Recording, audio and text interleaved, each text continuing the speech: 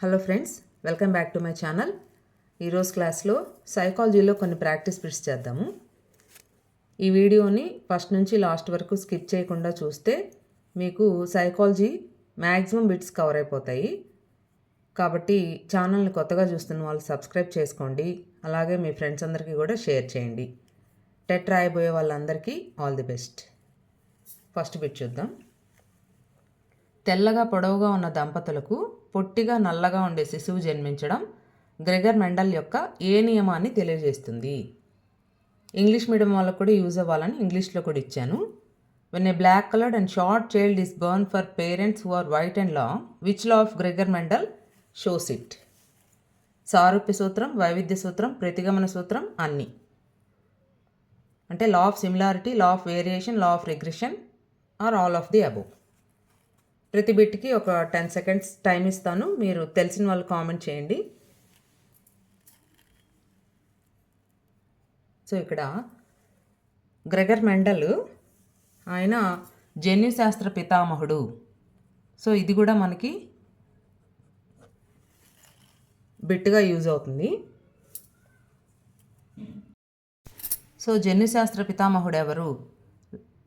Father of genetics Gregor Mendel. ఇది కూడా మనకి ఒక బిట్గా యూజ్ అవుతుంది. సో ఆ గ్రెగర్ మెండల్ ఈ 3 లాస్ని మనకి చెప్పున్నారు. సారూప్య సూత్రం, వైవిధ్య సూత్రం, ప్రతిగమన సూత్రం. సారూప్య సూత్రం అంటే ఏ జాతి వాళ్ళకి ఆ జాతి పిల్లలే జన్మించడం, అంటే మనిషికి మనిషే జన్మించడం, పులికి పులే జన్మించడం, ఇలాంటివన్నమాట. లా ఆఫ్ సిమిలారిటీ అంటారు. వైవిధ్య సూత్రం అంటే అందంగా ఉండే వాళ్ళకి అందవిహీనులు జన్మించడం, అలాగే ఒకే తల్లిదండ్రులకు పుట్టిన పిల్లల్లో వ్యత్యాసాలు ఉండడం, అలాంటివి వైవిధ్య సూత్రానికి ఉదాహరణలు. ప్రతిగమన సూత్రం అంటే పూర్తి విరోధం అన్నమాట. అంటే దాన్నే తిరోగమనం అని కూడా అంటారు. ఇట్లా ఇప్పుడు తెల్లగా పొడవుగా ఉన్న దంపతులకి పొట్టిగా నల్లగా ఉండే శిశువు జన్మించడం అనేది ప్రతిగమన సూత్రానికి ఉదాహరణ అనమాట. Law of regression. So C is the correct answer. Next, Varshith అనే విద్యార్థి తరచుగా తనకంటే పెద్దవారితో వాదిస్తూ తాను అనుకున్నది చేసింది మాత్రమే సరైందని నిరూపించాలనుకుంటాడు. అయితే అతడు వికాస పరిణామంలో ఏ దశలో ఉన్నట్లు? A boy named Varshith is frequently debating with elders and is trying to prove that what he does is only correct. In which stage of development is he? ఇది వికాస దశలకు సంబంధించిన క్వశ్చను. శైశవ దశ, ఎర్లీ చైల్డ్హుడ్ అంటే పూర్వ బాల్య దశ, శైశవ దశ అంటే ఇన్ఫాన్సీ, ఉత్తర బాల్య దశ లేట్ చైల్డ్హుడ్, కౌమార దశ అడాలసెన్స్.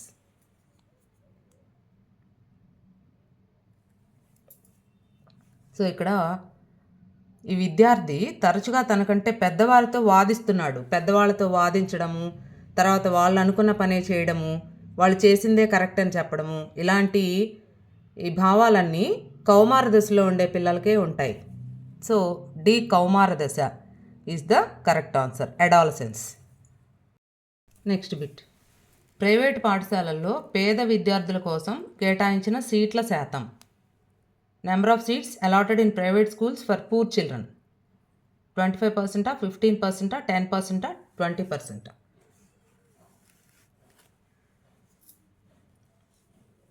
సో ప్రైవేట్ పాఠశాలల్లో పేద విద్యార్థుల కోసం 25% సీట్లు కేటాయించాలి. A is the correct answer. Next, 2 సంవత్సరాల వయసు ఉన్న శిశువు యొక్క ప్రస్తుత ఎత్తును ఆధారంగా చేసుకుని 20 సంవత్సరాల తర్వాత అతని ఎత్తును అంచనా వేయవచ్చు. ఇది ఏ వికాస నియమము? Basing on the present height of a 2-year-old child, his height after 20 years is estimated. Which law of development is this? వికాసం నిరంతరంగా సాగుతుందా? వికాసం అన్ని దశల్లో ఒకే విధంగా ఉండదా? వికాసం సంచితమైనదా? వికాసాన్ని ప్రాగుప్తీకరించవచ్చా?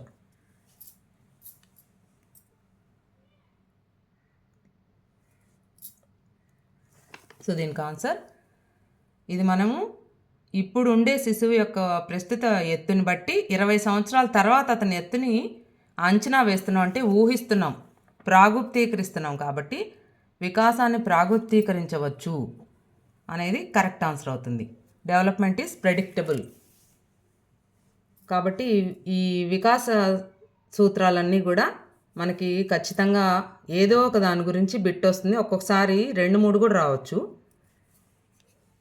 నెక్స్ట్, అమూర్త ఆలోచన చింతనమే ప్రజ్ఞ అని అన్నవారు. Who define that intelligence is nothing but abstract thinking? Galton, Terman, Wechsler, Spearman. నిర్వచనాలు, డెఫినిషన్స్ కూడా మనకి ఖచ్చితంగా 1-2 వస్తాయి. సో అమూర్త ఆలోచన చింతనమే ప్రజ్ఞ అని అన్నవారు Terman. B is the correct answer. Next question. బాధ్యత నిర్వహించడం, అధికారాన్ని గౌరవించడం లాంటి నియమ నిబంధనలకు కట్టుబడి ఉండే దశ కోల్బర్గ్ ప్రకారం. అంటే కోల్బర్గ్ నైతిక వికాస దశల్లో బిట్ అన్నమాట ఇది. Performing duties, respecting authority are the parts of which stage according to Kohlberg? పూర్వ సాంప్రదాయ స్థాయి, సాంప్రదాయ స్థాయి, ఉత్తర సాంప్రదాయ స్థాయి.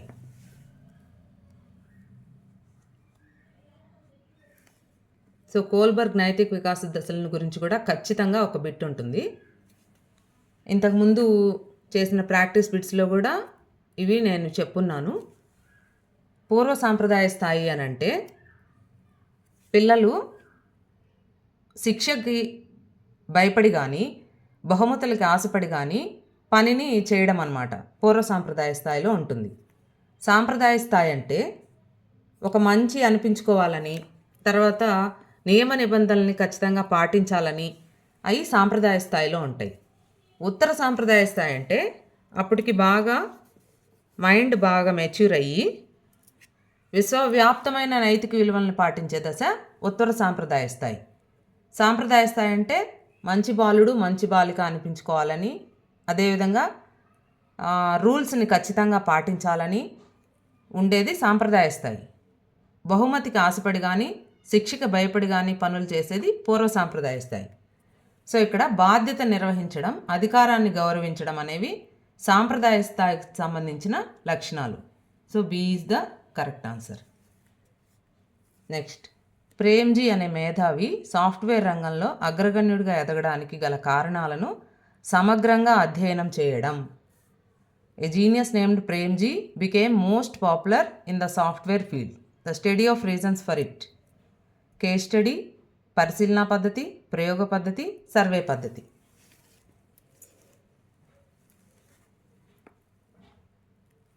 అంటే ఒక వ్యక్తి ఒక రంగంలో ఎందుకని అంత అగ్రగణ్యుడిగా ఎదిగాడు అని పూర్తిగా వివరాలని మనం అధ్యయనం చేయడం అన్నమాట. అది case study. So A is the correct answer. Next, క్రింది వాటిలో విషమ యోజనం లక్షణం కానిది.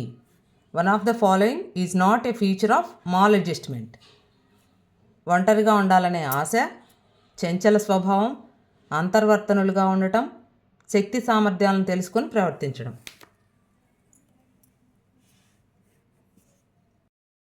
సో ఇక్కడ అసలు విషమ యోజనం అంటే ఏంటి? ఇప్పుడు వ్యక్తి పరిసరాలతో సర్దుబాటు చేసుకోలేకపోయినప్పుడు ఒత్తిడికి గురవుతారు. దాన్నే మనం విషమయోజనం అంటాం. అడ్జస్ట్ కాలేకపోవడమే మాల్ అడ్జస్ట్మెంట్ అన్నమాట. తర్వాత ఫ్రస్ట్రేషన్ అంటే కుంఠనం. కుంఠనం అంటే వ్యక్తి చేసే ప్రయత్నాలకి ఆటంకం ఏర్పడినప్పుడు వ్యక్తికి కలిగే స్థితినే ఫ్రస్ట్రేషన్ అంటారు. అదేవిధంగా సంఘర్షణ, కాన్ఫ్లిక్ట్ అంటే ఒక గమ్యాన్ని నిర్ణయించుకోలేనప్పుడు,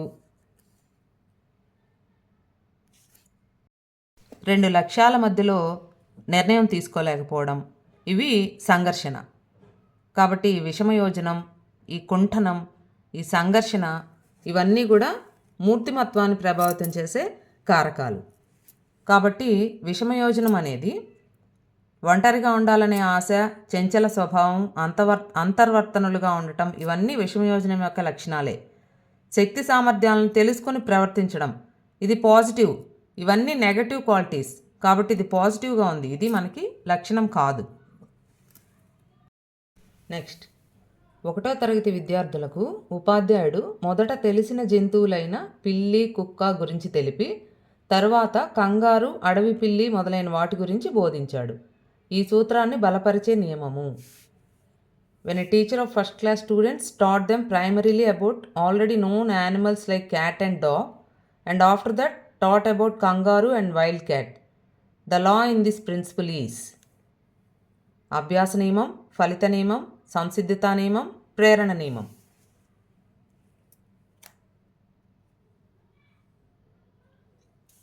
సో ఇది మనకి థార్న్డైక్ రూపొందించిన అభ్యాస నియమాలకి సంబంధించిన క్వశ్చన్ అనమాట. థార్న్డైక్ మనకి యత్నదోష సిద్ధాంతాన్ని ప్రతిపాదించారు. ఆ యత్నదోష సిద్ధాంతంలో భాగంగా ఈ నియమాల్ని ప్రతిపాదించారు. వాటిలో అభ్యాస నియమం అంటే అభ్యాసానికి సంబంధించింది, అంటే ప్రాక్టీస్ అన్నమాట. మనం నేర్చుకోవాల్సిన అంశాన్ని ఎంత ప్రాక్టీస్ చేస్తే అంత బాగా వస్తుంది. అలాగే విద్యార్థులకి ఒక విషయం పట్ల ఆసక్తి కలగాలంటే అది బాగా కొత్తదిగా ఉండాలి, తర్వాత వాళ్ళకి మంచి ఫలితాన్ని ఇచ్చేదిగా ఉండాలి. ఇవన్నీ అభ్యాస నియమంలో ఉండే సూత్రాలు. ఫలిత నియమం అంటే అభ్యాసం జరిగిపోయిన తర్వాత ఆ జరిగిన అభ్యసనాన్ని బట్టి, అంటే అది మంచి ఫలితాలను ఇచ్చే అభ్యసనం అయితే మంచి ఫలితాలు వస్తాయి. అలా కాకుండా అసంతృప్తిగా ఉండే అభ్యసనం జరిగితే అసంతృప్తికరమైన ఫలితాలు వస్తాయి. సో ఫలిత నియమం దానికి సంబంధించింది. తర్వాత సంసిద్ధతా నియమం. సంసిద్ధతా నియమం అనేది మొదటిది. సంసిద్ధతా నియమం అంటే అసలు ఫస్ట్ విద్యార్థిని మనము ఆ ఫలానా టాపిక్ గురించి అభ్యసనం చేయడానికి రెడీ చేయాలన్నమాట. సో దాన్ని లా ఆఫ్ రెడీనెస్ అని అంటారు. సంసిద్ధుల్ని చేయాలి. ఇవి 3 థార్న్డైక్ ప్రతిపాదించిన అభ్యాస నియమాల్లో ప్రధాన నియమాలు. ప్రేరణ నియమం అనేది అనుబంధ నియమం అన్నమాట. సో ఇప్పుడు విద్యార్థులకి మొదట తెలిసిన జంతువుల గురించి చెప్పి తర్వాత తెలియని వాటి గురించి బోధిస్తున్నారు. అంటే వాళ్ళని అవి నేర్చుకోవడానికి సంసిద్ధుల్ని చేస్తున్నారు. కాబట్టి ఇది సంసిద్ధతా నియమం అవుతుంది. సి. నెక్స్ట్, ప్రాజెక్టులను 4 రకాలుగా వర్గీకరించిన వారు. Who classified projects into 4 types. John Dewey, Kilpatrick, Stevenson, బెల్లార్డ్.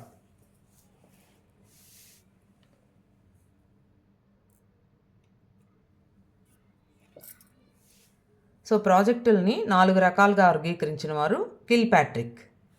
B is the correct answer. ఇక్కడ ప్రాజెక్ట్ అనగానే కిల్పాట్రిక్ అని మనం ఆన్సర్ పెట్టేయచ్చు. ఆ 4 రకాలు ఏంటి అని అడిగితే నిర్మాణాత్మకమైనవి, నిర్మాణాల గురించి, అంటే కన్స్ట్రక్టివ్ ఒకటి. నెక్స్ట్ కళాత్మకమైనవి అంటే ఈస్థెటిక్ 2. నిజ జీవిత సమస్యల గురించి అంటే ప్రాబ్లమ్ సాల్వింగ్ 3. నెక్స్ట్ నైపుణ్యాల గురించి స్కిల్ 4. సో ఈ 4 రకాల ప్రాజెక్టులని కిల్పాట్రిక్ రూపొందించారన్నమాట. నెక్స్ట్, ప్రయోగాన్ని ప్రారంభించిన తర్వాత ప్రయోగంలో కనిపించే ఊహించని ఫలితం ఏది? The unexpected result in an experiment after it was started. స్వతంత్ర చరం, పరతంత్ర చరం, మధ్యస్థ చరం ఏది కాదు. సో ఈ క్వశ్చను ప్రయోగ పద్ధతికి సంబంధించింది. ఈ స్వతంత్ర చరం, పరతంత్ర చరం, మధ్యస్థ చరం వీటికి సంబంధించిన ఒక్క క్వశ్చన్ అయినా మనకు క్వశ్చన్ పేపర్లో ఉంటుంది. అసలు ఇవేంటి? ఇప్పుడు ప్రయోగాన్ని చేసే వ్యక్తిని ప్రయోక్త అంటారు. ఆ ప్రయోక్త ప్రయోగం చేసేటప్పుడు ప్రయోగించే ఉద్దీపనలని స్వతంత్ర చరాలు అంటారు. అవి ప్రయోక్త ఆధీనంలో ఉంటాయి. స్వతంత్ర చరం. ఇప్పుడు ఈ స్వతంత్ర చరం యొక్క ప్రభావానికి లోనయ్యేదాన్ని పరతంత్ర చరం అంటారు. సో ప్రయోక్త ఆధీనంలో ఉండే చరం ఏది అని ఇవి 3 కూడా ఇవ్వచ్చు. అలా కూడా మనకి బిట్ అడుగుతారు. సో దానికి ఆన్సర్ స్వతంత్ర చరం అవుతుంది. స్వతంత్ర చరం యొక్క ప్రభావానికి లోనయ్యే చరం పరతంత్ర చరం. ఇప్పుడు ఇవి రెండూ కాకుండా ప్రయోగం జరిగేటప్పుడు అనుకోకుండా ఊహించని ఫలితం ఎదురైతే దాన్ని మధ్యస్థ చరం అంటారు. అంటే ఇప్పుడు ప్రయోగం చేసేటప్పుడు ప్రయోజనికి అలసట రావడం, లేకపోతే వ్యక్తిగతమైన ఏమన్నా మానసిక సమస్యలు రావడం, ఇలాంటివన్నీ అనమాట. దాన్ని మధ్యస్థ చరం అంటారు. కాబట్టి ద అన్ఎక్స్పెక్టెడ్ రిజల్ట్, ఊహించని ఫలితం ఏది అంటే మధ్యస్థ చరం. C is the correct answer. Next, తన వృత్తిలో సంతృప్తి పొందని వ్యక్తికి క్రింది ఏ మార్గదర్శకత్వం అవసరం? Which guidance is necessary for a person who is not satisfied in his profession? విద్యావిషయక మార్గదర్శకత్వం, ఔద్యోగిక మార్గదర్శకత్వం, వ్యక్తిగత మార్గదర్శకత్వం, పైవేవి కాదు. సో ఇక్కడ వృత్తిలో సంతృప్తి పొందని వ్యక్తికి అని అంటున్నారు కాబట్టి వృత్తి అంటే ఉద్యోగం కిందే వస్తుంది కదా, కాబట్టి అది ఔద్యోగిక మార్గదర్శకత్వం, వొకేషనల్ గైడెన్స్. నెక్స్ట్, మోహిత్ అనే విద్యార్థి తన స్నేహితులతో కలిసి ముఠాగా ఏర్పడి సాంఘిక కృత్యాల్లో పాల్గొంటుంటే అతడు ఏ దశకు చెందినవాడు? A student named Mohit is forming a gang with his friends to perform social activities. He belongs to this stage. శైశవ దశ, పూర్వ బాల్య దశ, ఉత్తర బాల్య దశ, కౌమార దశ.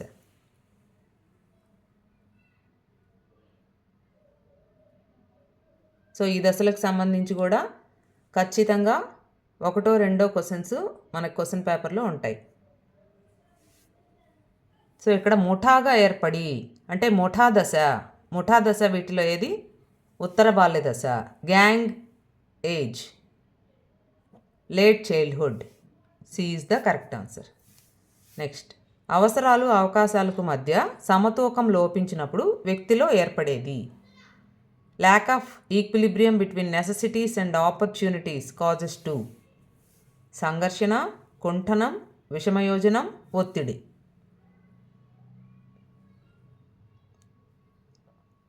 సో ఇందాక మనం చెప్పుకున్నట్టు అవసరాల అవకాశాలకు మధ్య సమతూకం లోపించినప్పుడు వ్యక్తిలో ఏర్పడేది సంఘర్షణ, conflict. A is the correct answer. Next, Oedipus complex అంటే? What is Oedipus complex? అబ్బాయిలు తల్లి ప్రేమ అభిమానాన్ని కోరుకోవడం, అమ్మాయిలు తండ్రి ప్రేమ అభిమానాన్ని కోరుకోవడం, అబ్బాయిలు తండ్రి ప్రేమ అభిమానాన్ని కోరుకోవడం, అమ్మాయిలు తల్లి ప్రేమ అభిమానాన్ని కోరుకోవడం.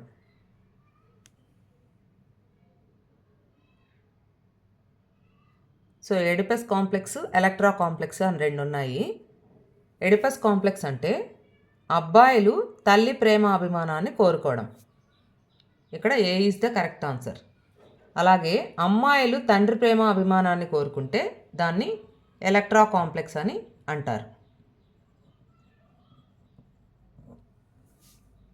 నెక్స్ట్, ఉపాధ్యాయుడు ఏ నాయకత్వాన్ని అనుసరిస్తే క్రమశిక్షణ లోపిస్తుంది?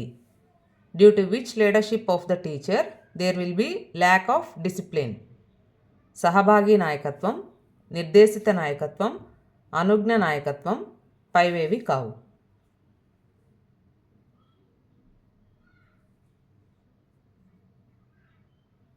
సో ఇక్కడ ఏ నాయకత్వాన్ని అనుసరిస్తే క్రమశిక్షణ లోపిస్తుంది అని అంటే సహభాగి నాయకత్వం అంటే విద్యార్థులతో పాటు కలిసిపోయి పరస్పరం సలహాలు తీసుకుంటూ ఒక కృత్యాన్ని నిర్వహించడం, దానిలో మనకి మంచి రిజల్ట్ వస్తుంది. నిర్దేశిత నాయకత్వం అంటే ఒకరే ఆదేశాలు జారీ చేయడం అన్నమాట. తర్వాత అనుజ్ఞ నాయకత్వం అంటే అసలు ఉపాధ్యాయుడు ఏం పట్టించుకోకుండా ఒక ప్రేక్షక పాత్ర వహించి విద్యార్థులకి పూర్తి స్వేచ్ఛనిచ్చేయడం. అట్లా ఇచ్చిన దానివల్ల క్రమశిక్షణ లోపించి ఫలితాలు సరిగా రావు అన్నమాట. కాబట్టి ఇక్కడ మనకి ఏ నాయకత్వాన్ని అనుసరిస్తే క్రమశిక్షణ లోపిస్తుంది అంటే అనుజ్ఞ నాయకత్వం, permissive leadership is the correct answer. Next, Guilford స్వరూప నమూనా సిద్ధాంతంలో యూనిట్లు, వర్గాలు అనునవి దేనిలోని భాగాలు? Units and classes are in which part in the structural model of intellect of Guilford? విషయమా, ఉత్పన్నాల, ప్రచాలకాల, అమూర్తాల?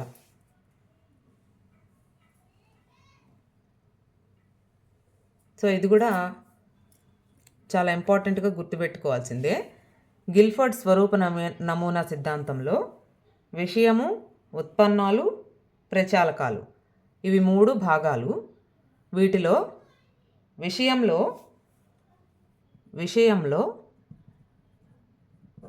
చిత్రాలు, ధ్వనులు, చిహ్నాలు, మాటలు, ప్రవర్తన ఇవి విషయంలోని భాగాలు. అంటే ఫిగర్స్, తర్వాత సౌండ్స్, నెక్స్ట్ సింబల్స్, తర్వాత సిమాంటిక్ కంటెంట్, బిహేవియర్ కంటెంట్ ఇవి విషయము కంటెంట్లోని భాగాలన్నమాట. నెక్స్ట్ ఉత్పన్నాల్లో యూనిట్లు, వర్గాలు, సంబంధాలు, పద్ధతులు, నెక్స్ట్ రూపాంతరాలు,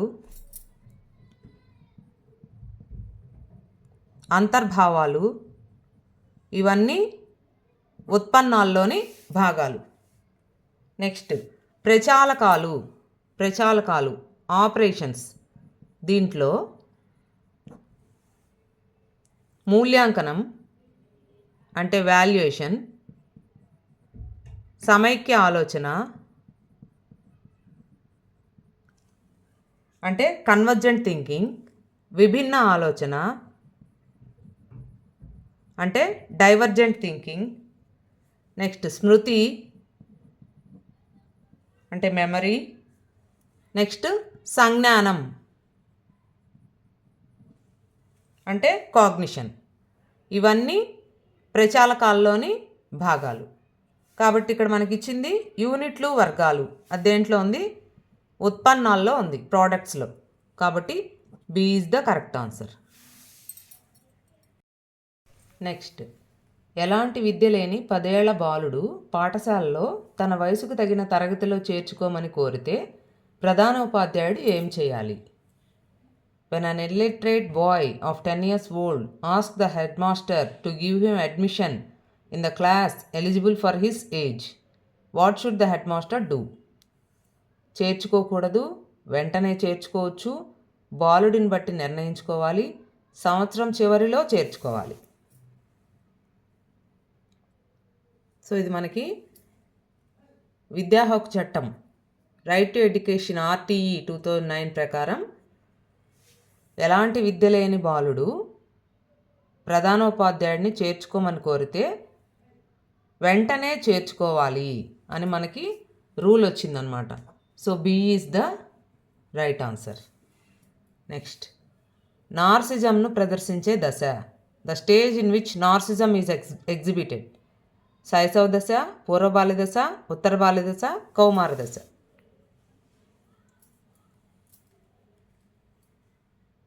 సో నార్సిజం అంటే తనను తాను ప్రేమించుకోవడం అన్నమాట. అది శైశవ దశలో ఉంటుంది. So A is the right answer. Next, తరగతిలో అసాధారణంగా ఆలోచించే విద్యార్థి. The student who thinks outside the box. ప్రజ్ఞ ఉన్నవాడు, సృజనాత్మకత ఉన్నవాడు, స్మృతి ఎక్కువగా ఉన్నవాడు, వివేచనం ఉన్నవాడు.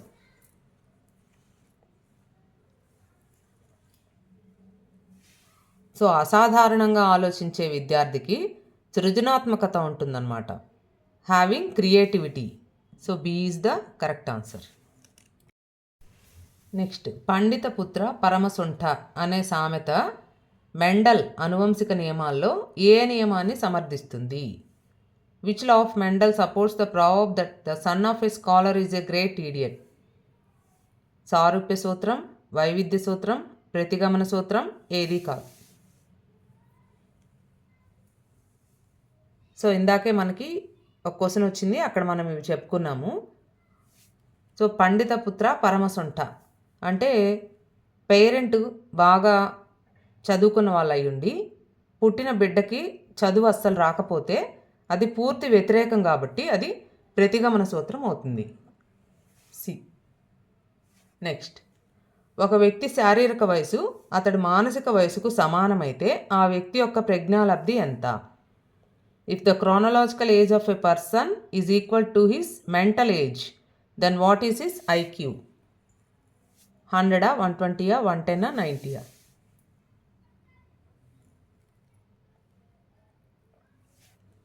సో మనకి ప్రజ్ఞాలబ్ధికి సూత్రం తెలుసు కదా. మానసిక వయస్సు బై శారీరక వయస్సు ఇంటూ 100 అంటే chronological mental age by chronological age into 100. So ఇక్కడ 2 ఈక్వల్ అంటున్నారు కాబట్టి ఇవి 2 క్యాన్సిల్ అయిపోతాయి, 100. కాబట్టి అవి 2 ఈక్వల్గా ఉంటే అప్పుడు ప్రజ్ఞాలబ్ధి ఎంత ఉంటుంది? 100 ఉంటుంది. A is the right answer. Next, నిశ్శబ్ద పఠనం ద్వారా కానీ శాబ్దిక పఠనం ద్వారా కానీ చదవడం గ్రహించడంలో వైకల్యత. The disability in reading and grasping through silent reading or reading loudly is dysphasia, dyslexia, dyscalculia, dysgraphia. So ఈ అభ్యసన వైకల్యాల మీద కూడా ఖచ్చితంగా ఒక క్వశ్చన్ ఉంటుంది. సో ఇక్కడ మనకి డిస్ఫేసియా అంటే భాషణంలో వైకల్యత, అంటే మాట్లాడడంలో వైకల్యత. డిస్లెక్సియా అంటే పఠనంలో వైకల్యత, చదవడంలో. ఇది భాషణంలో, ఇది చదవడంలో. డిస్కాల్కులియా అంటే క్యాల్కులేట్ ఎప్పుడు చేస్తాం? గణనలు, గణించడంలో వైకల్యత. డిస్గ్రాఫియా గ్రాఫ్ గీస్తాం కాబట్టి రాయడంలో వైకల్యత. కాబట్టి ఇక్కడ మనకి ఏమి ఇచ్చారు? నిశ్శబ్ద పఠనం, శాబ్దిక పఠనం. పఠనం అంటే రీడింగ్, చదవడంలో వైకల్యత. సో ఇది dyslexia. B is the correct answer. వీటిల్లే అఫేసియా, అలెక్సియా, డిస్కాల్కులియా మాత్రం అదే, అగ్రాఫియా అని కూడా ఇస్తున్నారు ఇప్పుడు. నెక్స్ట్, క్రింది వాటిలో సరైన క్రమం, correct order among the following. గమ్యం, ఉత్సుకత, అవసరం, కదలిక. ఉత్సుకత, కదలిక, గమ్యం, అవసరం. అవసరం, కదలిక, ఉత్సుకత, గమ్యం. అవసరం, ఉత్సుకత, కదలిక, గమ్యం.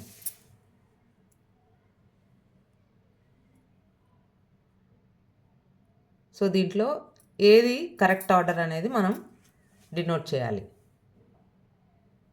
సో ఒక పని జరగాలి అని అంటే ఫస్ట్ అవసరం రావాలి, తర్వాత ఆ అవసరం కోసం ఉత్సుకత, ఏదో ఒక ఎంకరేజ్మెంట్ దానికి కావాలి, అక్కడి నుంచి కదలిక రావాలి, అక్కడి నుంచి గమ్యం చేరుకుంటాం అన్నమాట. కాబట్టి అవసరం, ఉత్సుకత, కదలిక, గమ్యం is the correct answer, D. Next, జ్ఞానేంద్రియాల ద్వారా సమాచారాన్ని సేకరించడం అనున్నది. Gathering information through sense organs is చేతనావస్థ, ఉపచేతనావస్థ, అచేతనావస్థ, పైవన్నీ.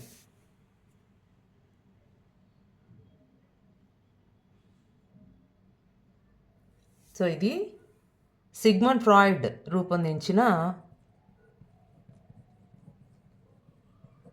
మనోవిశ్లేషణ సిద్ధాంతంలోనిది. దీంట్లో చేతనావస్థ చేతనావస్థ అంటే కాన్షియస్లో ఉన్నప్పుడు, అంటే మన ఎదురుగా జరిగే సంఘటనల్ని మనం గుర్తుపెట్టుకుంటాం. అంటే జ్ఞానేంద్రియాల ద్వారా మనం చూసిందో వినిందో మన ఎదురుగా జరిగే సంఘటన అన్నమాట. తక్షణం మనం గుర్తుకు తెచ్చుకునే విషయం, అది చేతనావస్థలో ఉన్నట్టు. నెక్స్ట్, ఉపచేతనావస్థ అంటే దీనికంటే కొంచెం లోతైంది ఇది. ఉపచేతనావస్థ అంటే ఇప్పుడు మనం కొన్ని పాఠాలు చదివాము, అవి ఉపచేతనావస్థలో ఉన్నాయి, కొంచెం కష్టం మీద మనం ప్రయత్నిస్తే గుర్తుకొస్తాయి, అది ప్రీ కాన్షియస్ ఉపచేతనావస్థ. అచేతనావస్థ అంటే అవి మనసు మూలల్లోకి వెళ్ళిపోయి ఉంటాయి అన్నమాట. అంటే చిన్ననాటి అనుభవాలు, తర్వాత ఏమన్నా మనం సాధించాలనుకొని సాధించలేని కోరికలు, ఇలాంటివన్నీ అచేతనావస్థలో ఉంటాయి. కాబట్టి ఇక్కడ జ్ఞానేంద్రియాల ద్వారా సమాచారాన్ని సేకరించడం అనేది చేతనావస్థ అవుతుంది. నెక్స్ట్, ప్రత్యేక అవసరాలు గల పిల్లలను ప్రత్యేక పాఠశాలల్లో కాకుండా సాధారణ పాఠశాలల్లో అందరితో కలిపి అందించే విద్య. The education given to exceptional children with the children in normal schools but not in special schools. పృథక్కరణ, సహిత లేదా విలీన, సమృద్ధిమత్వం ఏది కాదు. సో ఇక్కడ పృథక్కరణ అంటే వేరేగా ఏర్పాటు చేసి ప్రత్యేక అవసరాలు గల పిల్లలకి వేరే ఏర్పాట్లు చేసి విద్యను బోధించడం పృథక్కరణ. సహిత లేదా విలీన అంటే ప్రత్యేక అవసరాలు గల పిల్లల్ని అందరితో పాటు సాధారణ పాఠశాలలో కలిపి అందించడం సహిత లేదా విలీన విద్య అవుతుంది. సమృద్ధిమత్వం అంటే సాధారణ తరగతుల్లోనే వాళ్ళకి అదనపు విద్యానుభవాలను ఇవ్వడము సమృద్ధిమత్వం అవుతుంది. కాబట్టి ఇక్కడ సాధారణ పాఠశాలలో అందరితో కలిపి అందించే విద్య అన్నారు కాబట్టి సహిత లేదా విలీన విద్య, inclusive education is the correct answer. Next, 1976 వరకు విద్య రాజ్యాంగంలో ఏ జాబితాలో ఉండేది? Education was in which list up to 1976? కేంద్ర జాబితా, రాష్ట్ర జాబితా, ఉమ్మడి జాబితా ఏది కాదు.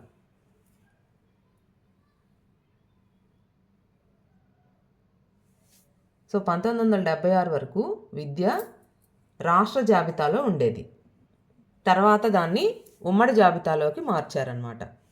నెక్స్ట్, ప్రాథమిక పాఠశాల స్థాయిలో క్రీడా పద్ధతి ఉపయోగించడంలో ముఖ్య ఉద్దేశం. The main principle in using play way method in elementary school stage. శిశువునకు క్రీడలంటే అభిరుచి కాబట్టి, బోధనా శాస్త్రంలో ముఖ్యమైన పద్ధతి కాబట్టి, శిశువుకు అమూర్త భావనలు వివరించడానికి, శిశువు పెరుగుదల వికాసానికి దోహదపడడానికి.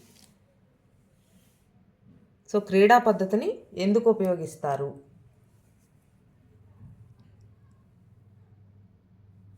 సో క్రీడా పద్ధతి ప్లేవే మెథడ్ని ఎందుకు ఉపయోగిస్తారంటే అది క్రీడలంటే అభిరుచి కాబట్టి కాదు, శిశువు యొక్క పెరుగుదల వికాసానికి దోహదపడతాయి కాబట్టి క్రీడా పద్ధతిని ఉపయోగిస్తారు. D is the correct answer. Next, తక్కువ సమయంలో అధిక సమాచారాన్ని సేకరించడానికి అనుకూలమైన పద్ధతి. Which method is suitable to collect information widely in less time? Survey, పరిశీలన, ప్రయోగ, అంతఃపరిశీలన. సర్వే పద్ధత, పరిశీలన పద్ధత, ప్రయోగ పద్ధత, అంతఃపరిశీలన పద్ధత.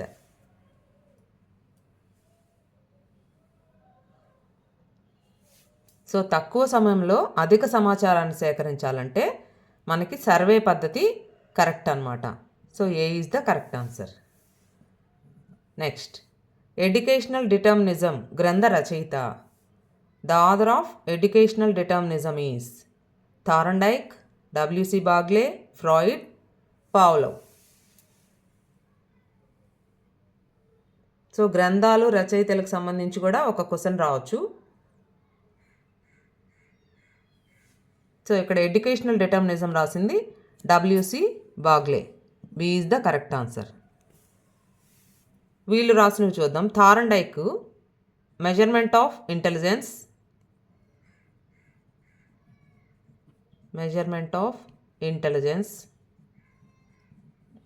Freud interpretation of dreams,